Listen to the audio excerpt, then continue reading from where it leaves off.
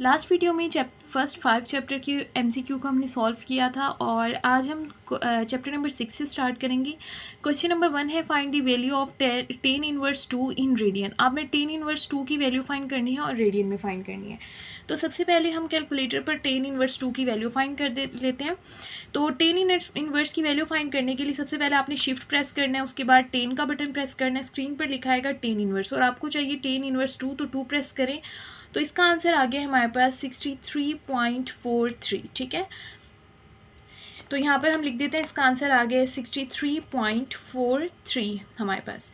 और ये हम आंसर जो हमारे पास है डिग्री में आया है, हमें चाहिए आंसर रेडियन में। तो डिग्री को रेडियन में कन्वर्ट करने के लिए हम इस तरह से करते हैं कि हमेशा के पाई मल्टीप्लाई करते हैं और उसको डिवाइड करते हैं 180 से, पाई/80 से, तो ये चेंज हो जाता है रेडियन में।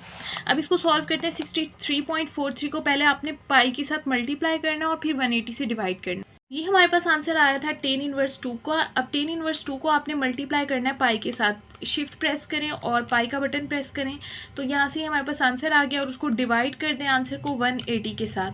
तो यहाँ से हमारे पास आंसर आ गया 1.107। तो ये हमारे पास तो आंसर आ रहा है, लेकिन ऑप्शन में इस तरह का कोई आंसर नहीं है, तो आप यहाँ पर लिख दें 1.107। हो सकता है ये बुक में रॉन्ग हो, रेडियन में कन्वर्ट करने से हमारे पास ये आंसर आ रहा है।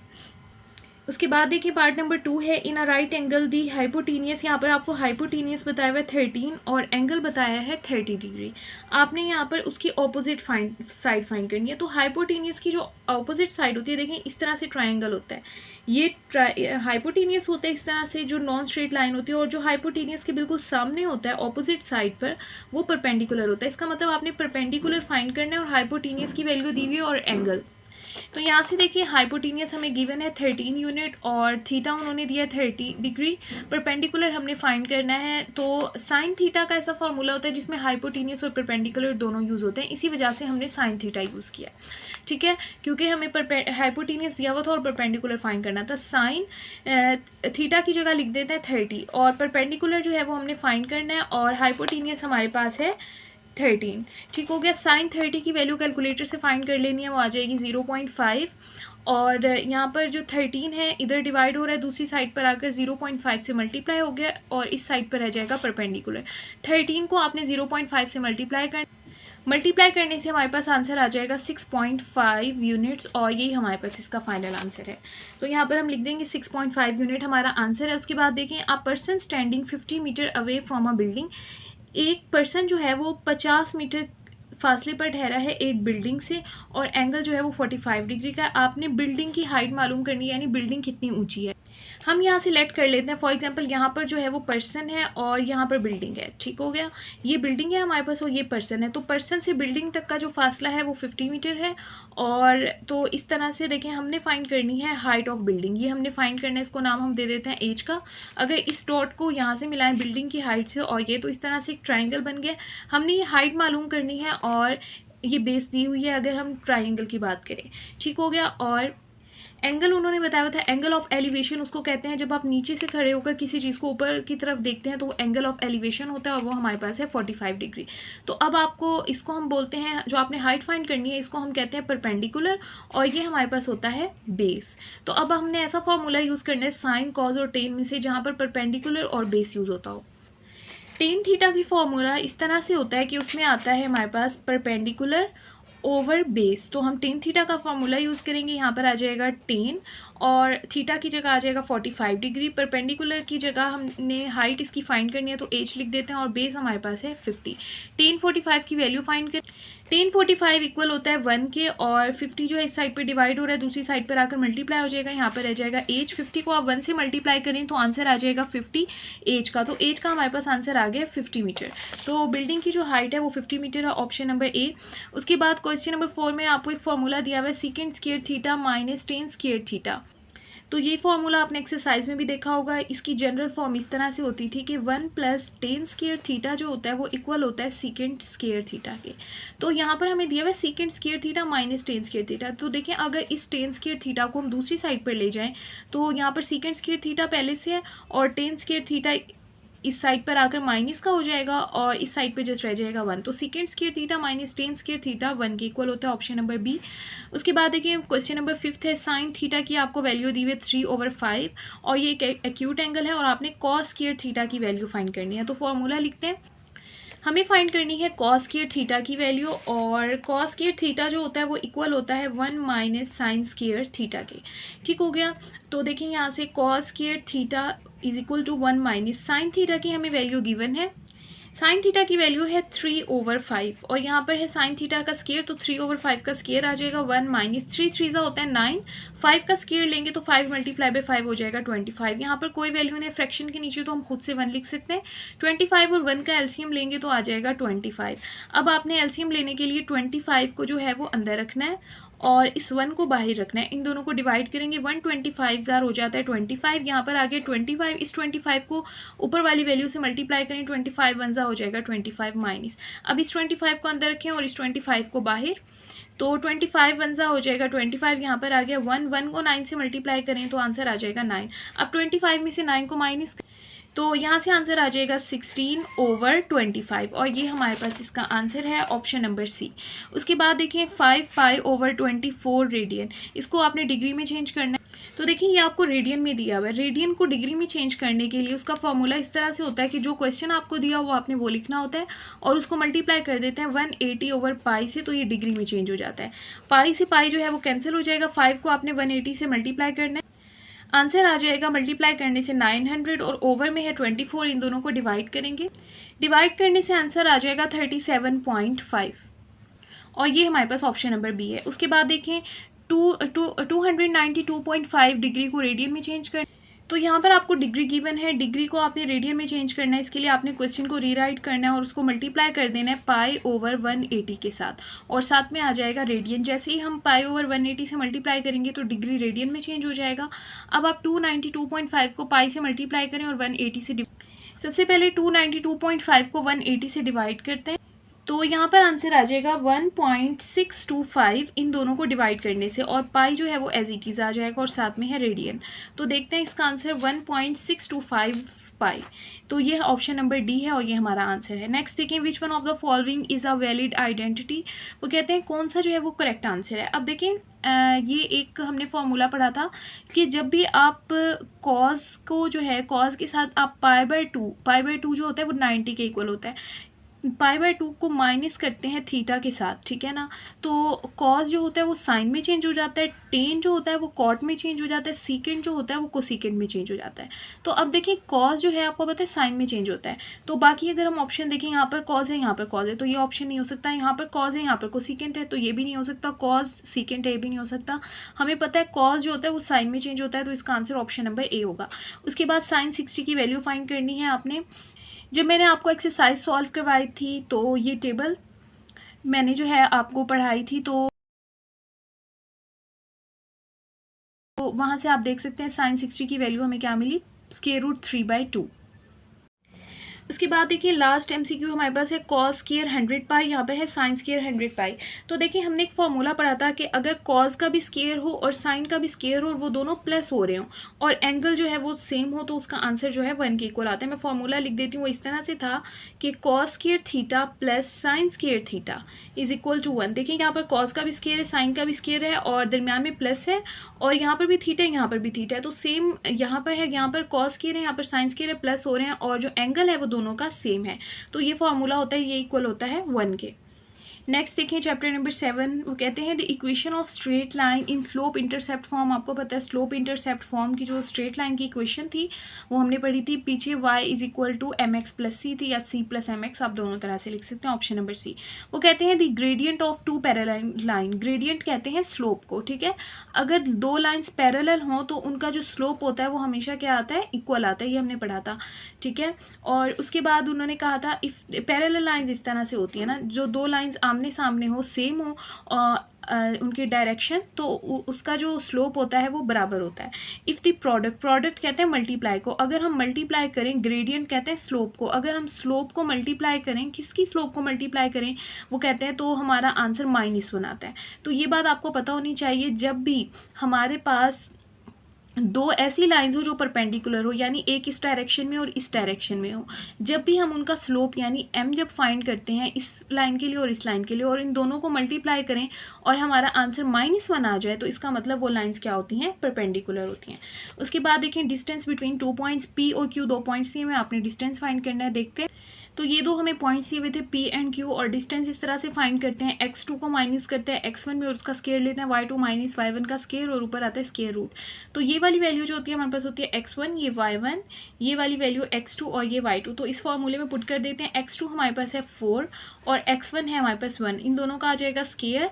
y2 हमारे पास है 6 और y1 हमारे पास है 2, इनका भी आ जाएगा स्केयर। इसको सॉल्व करते हैं, 4 - 1 हो जाएगा 3, यहाँ पर आ जाएगा 3 का स्केयर, 6 - 2 हो जाएगा 4। अब इसको सॉल्व करते हैं आगे, और यहाँ से देखें 3 का स्केयर लेंगे, 3 3 हो जाएगा 9, प्लस 4 का स्केयर लेंगे, 4 4 हो जाएगा 16। अब 9 को आप प्लस करें 16 के साथ तो आंसर आता है 25, और 25 का स्केयर रूट लें तो आंसर आता है 5। पार्ट नंबर 4 का आंसर है option number A 5। The mid point of the line segment, आपको 2 पॉइंट्स दिए हैं, इसका आपने मिड पॉइंट फाइंड करना है। मिड पॉइंट का फॉर्मूला इस तरह से होता है कि हमारे पास x1 है और ये x2, इन दोनों को प्लस करते हैं, -2 को प्लस करते हैं 6 के साथ और डिवाइड कर देंगे 2 के साथ। उसके बाद ये y1 है और ये y2 है, तो 4 को प्लस करते हैं -2 के साथ और फिर उसको डिवाइड कर देते हैं 2 के साथ। इनको सॉल्व करते हैं, 6 में से 2 को माइनस करेंगे तो हमारे पास 4 रह जाएगा, ओवर में 2, प्लस माइनस होता है, -4 में से 2 माइनस हो जाएंगे तो यहाँ पर आंसर आ जाएगा 2/2। 2 1 ज़ा 2, 2 2 ज़ा 4, 2 1 ज़ा 2, 2 1 ज़ा 2, तो यहाँ से हमारे पास आंसर आ गया 2 1, और ये हमारे पास है ऑप्शन नंबर बी। नेक्स्ट देखें, a line passing through the point, हमारे पास 2 पॉइंट्स दिए हुए हैं, आपने इसकी इक्वेशन फाइंड करनी है। ठीक हो गया, पॉइंट्स हमें ये 2 गिवन थे और हम इस इक्वेशन को यूज़ करेंगे y = mx + c।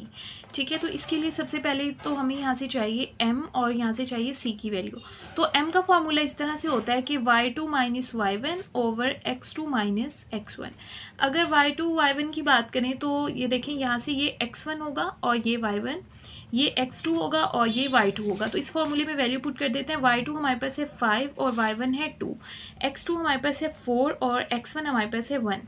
5 - 2 हो जाएगा 3 और 4 - 1 हो जाएगा 3, तो यहाँ से दोनों कैंसिल होकर आंसर आ जाएगा 1। तो m का तो आंसर आ गया 1। उसके बाद देखिए y = m की जगह तो आ जाएगा 1, और जब 1 को आप x से मल्टीप्लाई करेंगे, 1 को आप जिस भी वैल्यू से मल्टीप्लाई करें वो एज इट इज़ रहती है, प्लस और साथ में है c। अब देखिए c की वैल्यू क्या होगी, जो x1 की वैल्यू होती है फर्स्ट पॉइंट की, वही हमारे पास c की वैल्यू होती है, तो c की वैल्यू भी हमारे पास क्या होगी 1। तो ये हमारे पास आंसर आ जाएगा y = x + 1, और ये हमारे पास है option number A. Question number 7 देखिए, the equation of the line of the point slope. अब आपने पॉइंट स्लोप का फॉर्मूला बताना है, क्या होता है पॉइंट स्लोप फॉर्म का, ये हम पीछे पढ़ के आए हैं। पॉइंट स्लोप फॉर्म का फॉर्मूला होता है y - y1 = mx - x1। यहाँ पर आपको 2 पॉइंट्स दिए होते हैं, इस बात से आपने याद रखना है, पॉइंट हमारे पास होता है ना x1 और y1 का, तो यहाँ पर पुट करते हैं और ये हम फॉर्मूला यूज़ करते हैं। उसके बाद देखिए 2x + 3y - 6 = 0, इसकी आपने स्लोप इंटरसेप्ट फॉर्म फाइंड करनी है। स्लोप इंटरसेप्ट फॉर्म वही होती है जो हमने MCQ नंबर 1 में देखी, y = mx + c या c + mx। तो आपने इसकी ये वाली इक्वेशन फाइंड करनी है। तो ये हमारे पास इक्वेशन दी हुई है, अब देखते हैं इससे हम कैसे फाइंड कर सकते हैं एक दूसरी इक्वेशन स्लोप इंटरसेप्ट फॉर्म की। तो देखिए, ये हमें इक्वेशन गिवन है क्वेश्चन में और हमने फाइंड करनी है slope intercept form. Slope intercept form होती है y = mx + c। तो अब हमें यहाँ से चाहिए m और यहाँ से चाहिए c। अब हमें यहाँ से इक्वेशन गिवन है, पहले जो हमने ऊपर क्वेश्चन किया था वहाँ पर हमें पॉइंट्स गिवन थे, पॉइंट को यूज़ करके हमने m और c की वैल्यू फाइंड कर ली। लेकिन अगर हमें पॉइंट्स गिवन ना हो, इक्वेशन गिवन हो, तो उसको भी यूज़ करके हम m और c फाइंड कर सकते हैं।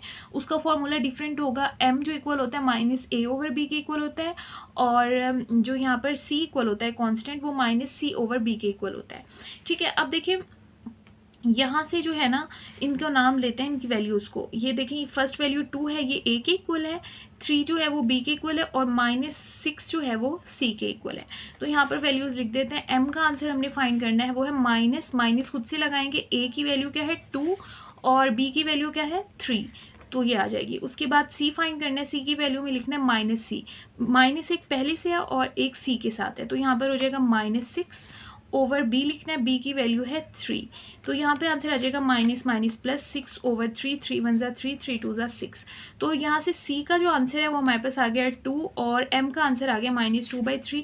तो यहाँ पर लिख देते हैं y is equal to M की जगह लिख देते हैं -2/3 और साथ में है x और c का आंसर हमारे पास आया है 2। तो ये हमारे पास इसकी फाइनल इक्वेशन होगी ऑप्शन नंबर ए। उन्होंने कहा अब आपने ये बताना है कि सिस्टमेटिक फॉर्म कौन सी होती है। जो अभी हमने पीछे देखी थी एमसीक्यू में वही सिस्टमेटिक फॉर्म। एमसीक्यू नंबर 8 में देखें जो ये वाली फॉर्म हमें दी हुई थी इसी फॉर्म को हम कहते हैं सिस्टमेटिक फॉर्म, जिसमें ए बी सी की वैल्यूज़ होती हैं एक्स के साथ वाई के साथ और लास्ट में सी होता है।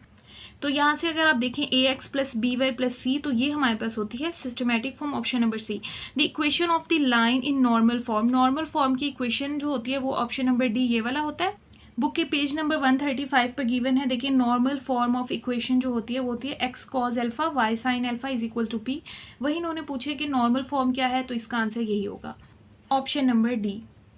फर्स्ट जो हमारा पार्ट है वो एमसीक्यू का है और सॉल्व करते हैं। देखिए पहला क्वेश्चन है which of the following expression is often related to inductive reasoning. Inductive reasoning जो किसी इंसान का मुशाहिदा होता है, जो बार बार उसको तजर्बा हुआ होता है, उसकी बेस पर जो वो बात करता है वो क्या होता है इंडक्टिव रीजनिंग। जैसे किसी इंसान को हमने पेंसिलिन की एग्जांपल ली थी, उसको एलर्जी हो गई थी पेंसिलिन से, तो उसका बार बार का तजुर्बा था ये, एक बार उसको एलर्जी हुई, दूसरी बार एलर्जी हुई, तो ये उसका जो था तजर्बे की बेस पर वो क्या बनाई थी, उसने रिजल्ट बनाया था। इंडक्टिव रीजनिंग कहते हैं जो इंसान का अपना तजुर्बा होता है। अब उन्होंने ऑप्शन दिए बेस्ड ऑन रिपीटेड एक्सपेरिमेंट, कि वो इंडक्टिव रीजनिंग कब आई थी, बार बार एक्सपेरिमेंट करने से आया था, या फिर थ्योरम था उसका, या फिर प्रिंसिपल था, कोई असूल होता है, या इफ एंड ऑनली स्टेटमेंट। तो यहाँ से आपको साफ पता चल रहा है कि उसने एक्सपेरिमेंट किया था तभी इंडक्टिव रीजनिंग बनी थी। लेकिन है which one of the following sentence to be describe deductive reasoning. इनमें से कौन सी चीज़ है जो डिडक्टिव रीजनिंग होती है। डिडक्टिव रीजनिंग ऐसी चीज़ होती है जिसको हर कोई मानता है,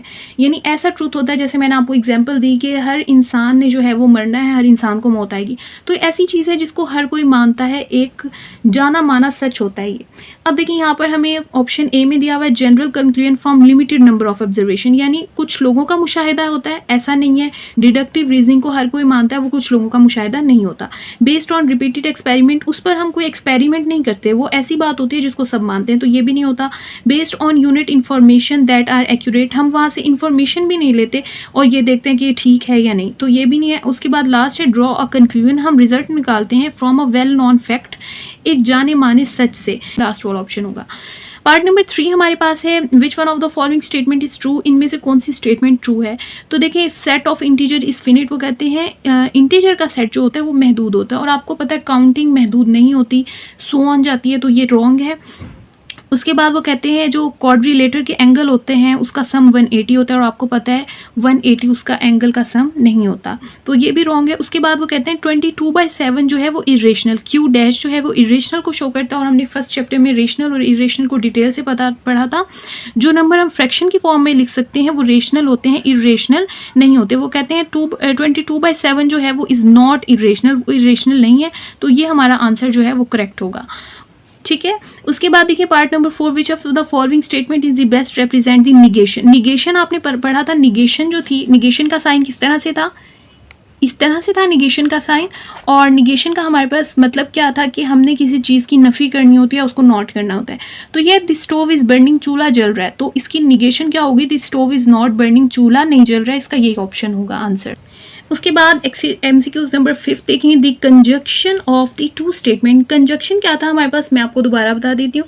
कंजक्शन हम उल्टे वी की तरह लिखते थे और उसको हम लिखते थे एंड से, और कंजक्शन मैंने आपको बताया था सिर्फ उस सूरत में ट्रू होता है जब पी भी ट्रू हो और क्यू भी ट्रू हो, वरना वो हमेशा फॉल्स ही होता है। इनका आंसर जो है वो ट्रू कब आएगा, तो आपने ये बताना है। तो वो कहते हैं पी एंड क्यू जब दोनों फॉल्स हों, तो ये नहीं है।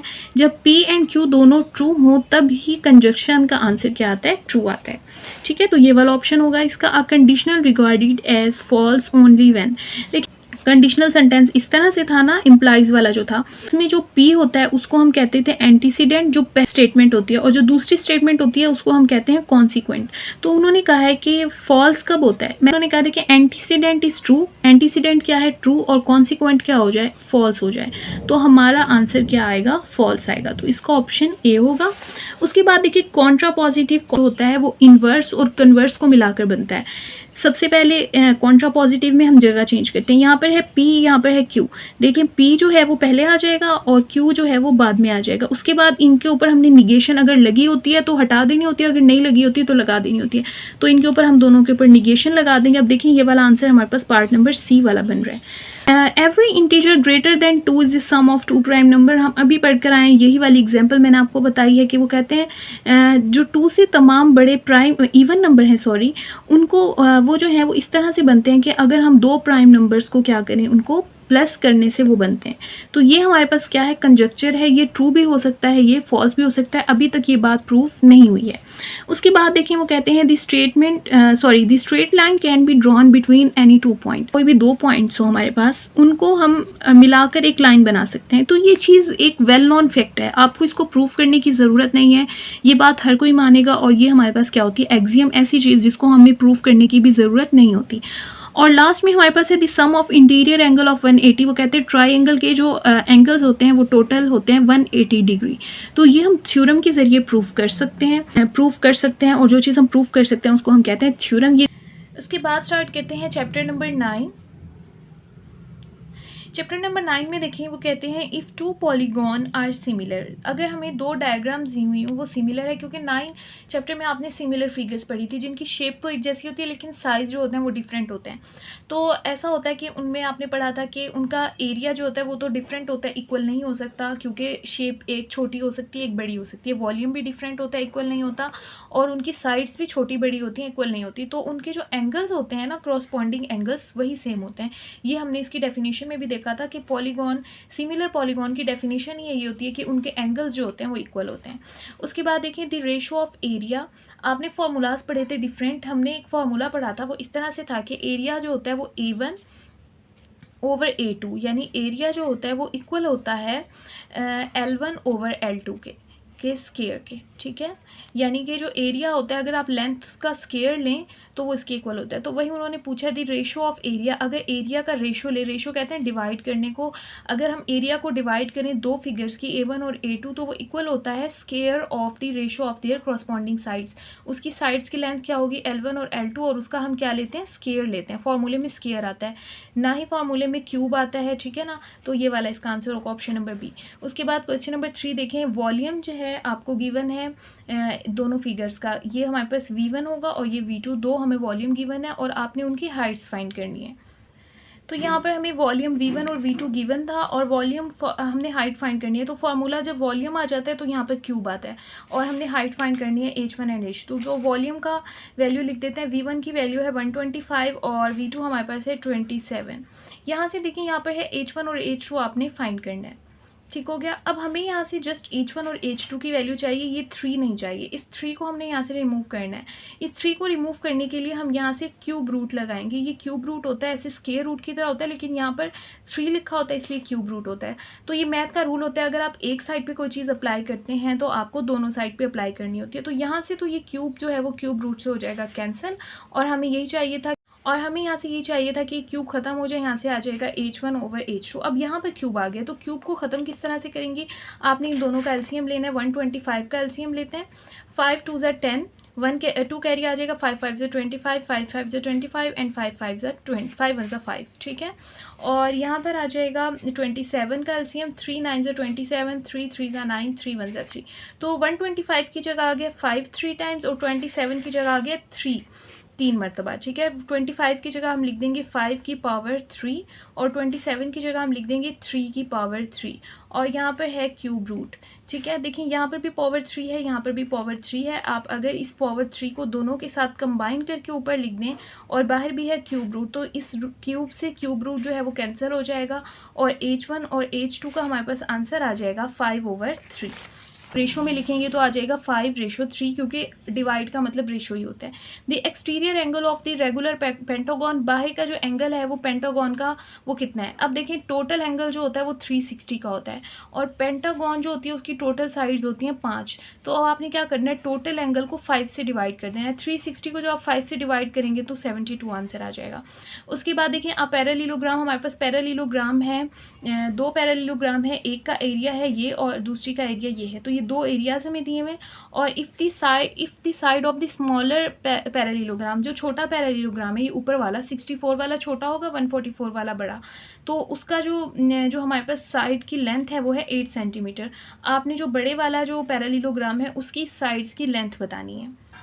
तो यहाँ से देखिए हमने एरिया फाइंड करना है, और एरिया फाइंड करने के लिए हम उसका फार्मूला लिखते हैं A1 over A2 over L1 over L2 का स्क्वायर। ये फार्मूला होता है। एरिया A1 जो है वो 64 है, और छोटे वाले जो पैरेललोग्राम है उसकी लेंथ हमें दी हुई थी 81 सेंटीमीटर। तो अगर हम एरिया को A1 कहेंगे तो उसकी लेंथ को L1 कहेंगे, और बड़े वाला जो पैरेललोग्राम था उसका एरिया A2 था और उसकी लेंथ हमने फाइंड करनी है, उसको हम कहेंगे L2। तो सारी वैल्यूज़ जो यहाँ पर पुट कर देते हैं।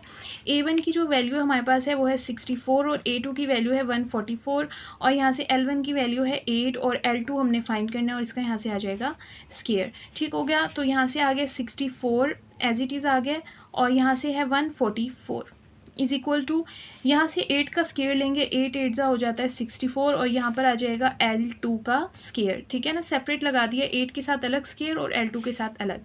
अब हमें फाइंड करनी है L2 की वैल्यू। L2 को इस साइड पे ले जाएं और ये दोनों वैल्यूज़ इस साइड पे आ जाएं। L2 जो है वो इस साइड पे आ जाएगा L2 का स्क्वायर। यहाँ पर पहले से 64 मौजूद है, 144 जब दूसरी साइड पर जाएगा यहाँ पर फ्रैक्शन के नीचे, यहाँ पर ऊपर आ जाएगा, और 64 फ्रैक्शन के नीचे आ जाएगा। 64 से 64 कैंसिल हो जाएगा, यहाँ पर आ जाएगा 144। यहाँ पर है L2 का स्क्वायर और हमें चाहिए जस्ट L2। तो स्क्वायर को ख़त्म करने के लिए दोनों साइड से स्क्वायर रूट लगाएंगे, यहाँ से स्क्वायर रूट कैंसिल, L2 आ जाएगा। और 144 का अगर आप स्क्वायर रूट लें तो उसका आंसर आता है 12।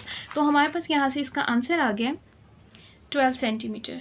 ठीक हो गया। उसके बाद देखें यहाँ से है दी total number of diagonal of a polygon side 9। अगर एक पॉलीगॉन है यानी कोई भी डायग्राम है उसकी 9 साइड हैं, आपने ये बताना उसमें डायगोनल्स कितने आ सकते हैं। डायगोनल्स फाइंड करने का फॉर्मूला ये होता है हमारे पास n into n minus 3/2। n का मतलब है नंबर ऑफ साइड्स, और यहाँ पर नंबर ऑफ साइड्स है हमारे पास 9, तो n की जगह पुट कर देते हैं 9 आ जाएगा, यहाँ पर भी n की जगह पर ओवर 2। तो इसको सॉल्व करते हैं, यहाँ पर आ जाएगा 9 में से 3 को माइनस करेंगे तो आंसर आ जाएगा 6/2। ठीक है, 2 1 2 2 3 6 3 9 आ जाएगा 27। तो हमारे पास यहाँ से आंसर आ गया 27। नेक्स्ट देखिए वो कहते हैं 2 स्फेयर्स हैं और उनके जो रेडियस है वो हमारे पास है 4:5। If the surface area of the larger sphere, अगर जो बड़े वाला स्फेयर है उसका जो एरिया है वो 500 है, तो जो छोटा स्फेयर है उसका एरिया क्या होगा। तो अब यहाँ से पहले तो हम लेंथ देखते हैं। देखें 4 जो है वो छोटा है, 5 बड़ा है। 4 जो है रेडियस, इसका नाम है R1, ये रेडियस 1 है और ये रेडियस 2 है। ठीक है, ये छोटा स्फेयर का रेडियस है और ये बड़े रेडियस का स्फेयर है। तो ये हमें बड़े रेडियस का स्फेयर का एरिया दिया हुआ है, तो इसका मतलब बड़े वाले स्फेयर का नाम क्या था 2, तो इस एरिया का नाम भी क्या होगा A2। आपने इसका नाम A1 नहीं रखना क्योंकि ये लार्ज बड़े वाले स्फेयर का है और यहाँ पर जो रेडियस बड़ा है वो 5 है, तो जो है ना वो इसकी लेंथ होगी। ये R2 है, ये A2 है, और A1 जो है वो आपने फाइंड करना है।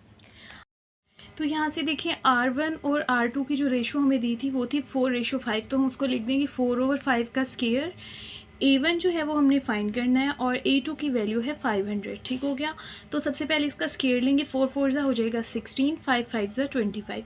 हमें यहाँ से चाहिए A1 और ओवर में है 500, तो 500 को दूसरी साइड पे ले जाते हैं। A1 यहाँ पर एज इट इज़ रहेगा, 16/25 था, 500 इस साइड पर आकर मल्टीप्लाई हो जाएगा।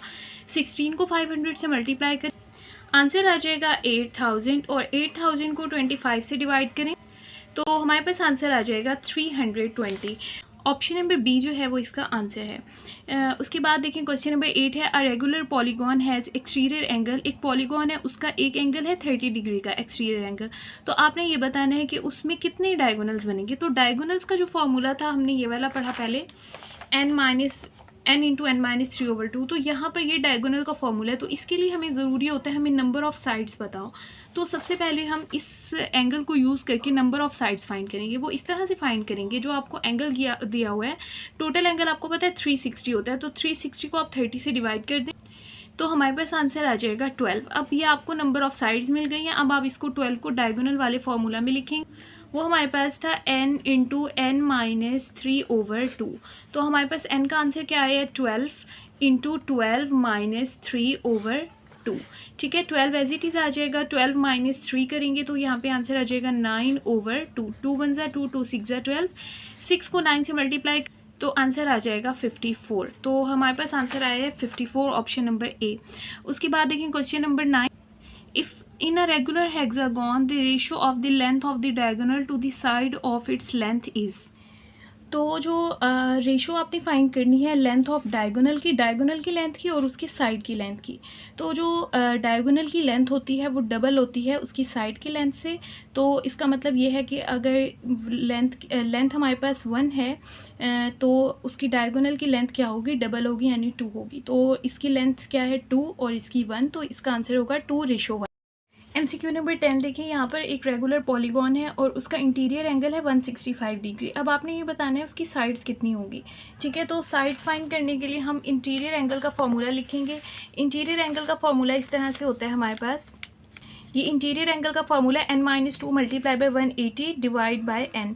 तो इंटीरियर एंगल जो हमें यहाँ पर गिवन था वो है 165, तो यहाँ पर हम लिख देंगे 165 इज इक्वल टू, यहाँ पर है 180। ठीक है, 180 को n से मल्टीप्लाई करेंगे हो जाएगा 180n, और यहाँ पे है 180 को 2 से मल्टीप्लाई करें तो हो जाएगा 360। ठीक हो गया, और डिवाइड में जो n है वो दूसरी साइड पर जाकर मल्टीप्लाई हो जाएगा 165 के साथ। तो देखिए यहाँ पर है 180n। ठीक है, 165 दूसरी साइड पर आकर माइनस हो जाएगा 165n, और 360 साइड पे माइनस हो रहा है, दूसरी साइड पर जाकर प्लस हो जाएगा। उसके बाद देखिए 180 में से 165 को माइनस कर, तो यहाँ से हमारे पास आंसर आ जाएगा 15, और साथ में है n 360। हमें चाहिए n की वैल्यू, n को इस साइड पर रहने दें 360, 15 n से मल्टीप्लाई हो रहा है, दूसरी साइड पर जाकर डिवाइड हो जाए। यहाँ से 15 1 15 और यहाँ से हो जाएगा 24, यानी 360 को आप 15 से डिवाइड करें तो आंसर आ जाएगा 24, यानी इसकी 24 साइड्स होगी। तो n का आंसर हमारे पास आ गया 24। तो 9 चैप्टर तक हमने सॉल्व कर लिया। इंशाल्लाह पार्ट नंबर 3 में हम इसको कंप्लीट करेंगे।